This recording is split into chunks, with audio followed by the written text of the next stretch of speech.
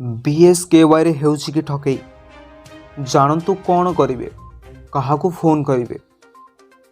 विजु स्वास्थ्य कल्याण योजनार कार्यान्वयन नाम कौन प्रकार जालियाती बा ठकामीर संभावना उपर कड़ा नजर रखापी स्वास्थ्य और परिवार कल्याण विभाग शासन सचिव श्रीमती शालिनी पंडित उभय राज्य और जिला स्तर में कार्यरत बीएसकेवाई टीम को निर्देश देते।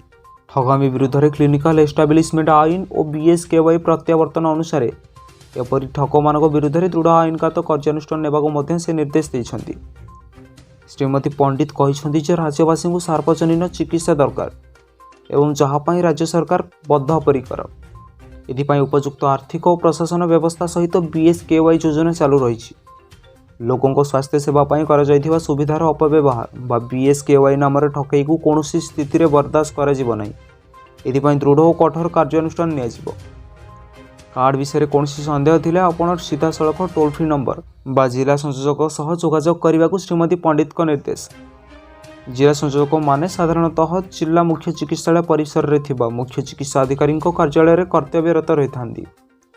स्वास्थ्य मित्र माने साधारणतः बीएसकेवाई तालिकाभुक्त घरोई हस्पिटाल मानकरे बीएसकेवाई काउंटर ठारे उपस्थित रही निजर सेवा जोगाई था। जो परिवार बीएसकेवाई स्मार्ट कार्ड अच्छी बा जो माने खाद्य सुरक्षा योजना अंतर्भुक्त से माने विजु स्वास्थ्य कल्याण योजनार सुविधा पाइबापी योग्य।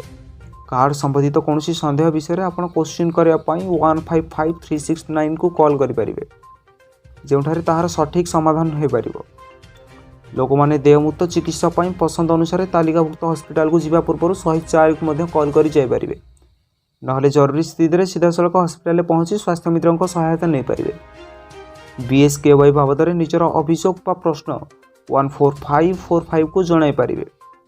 यह छड़ा ट्विटर अकाउंट @BSKY ओडिशा बा फेसबुक अकाउंट BSKY ओडिशा माध्यम भी कार्डधारी माने निजर अभियोग और मत जन पारे। यही सबू नागरिक केन्द्रिक जोगाजोग पॉइंट विषय व्यापक सचेतनता सृष्टि करने श्रीमती पंडित बीएसकेवाई टीम को निर्देश देते।